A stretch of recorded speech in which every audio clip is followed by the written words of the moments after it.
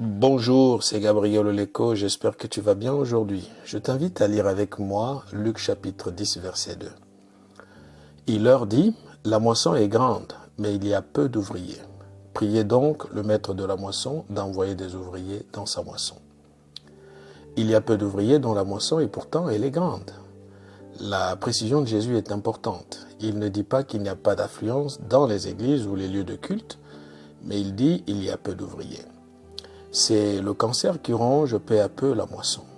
On a rarement des gens qui ont à cœur l'œuvre de Dieu. Des églises sont pleines, mais pas d'ouvriers. Où sont passés les ouvriers? Quelques causes visibles de nos jours peuvent expliquer l'aggravation de la situation. Nous vivons dans une société égoïste et individualiste. Du temps de Jésus, la question se posait déjà, mais notre époque a accentué le problème. Ceux qui viennent à l'église cherchent avant tout leur propre confort et ils ne sont pas mus par la mission. Beaucoup de gens veulent recevoir, mais ils ne sont pas prêts à donner. Certaines églises de nos jours encouragent une forme de tourisme ecclésial. À coup de publicité et d'appels incessants, elles se présentent comme étant l'unique endroit où tous doivent venir, n'hésitant pas, comme David, à prendre l'unique brebis du voisin pour l'accomplissement de leur vision. Les chrétiens préfèrent payer ceux qui leur offrent un service et refusent de souffrir pour l'œuvre de Dieu.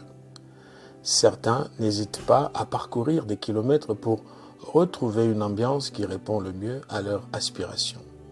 Très peu sont ceux qui veulent servir le Seigneur et leurs semblables. Un ouvrier est en fait une personne qui exerce un travail répétitif, généralement manuel ou mécanique.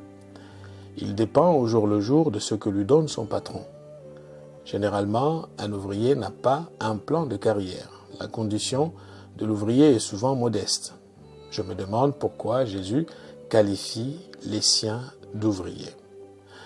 Face à l'absence d'ouvriers dans sa moisson, le Seigneur nous demande de prier le Père, lui le maître de la moisson, pour qu'il envoie les ouvriers.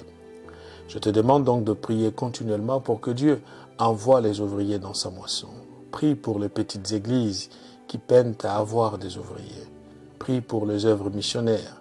Prie, mais sois aussi la réponse aux problèmes. Passe une bonne journée et à la semaine prochaine. Si cette méditation t'a encouragé, pense à la partager autour de toi. Pour nous retrouver chaque jour, abonne-toi et active la cloche.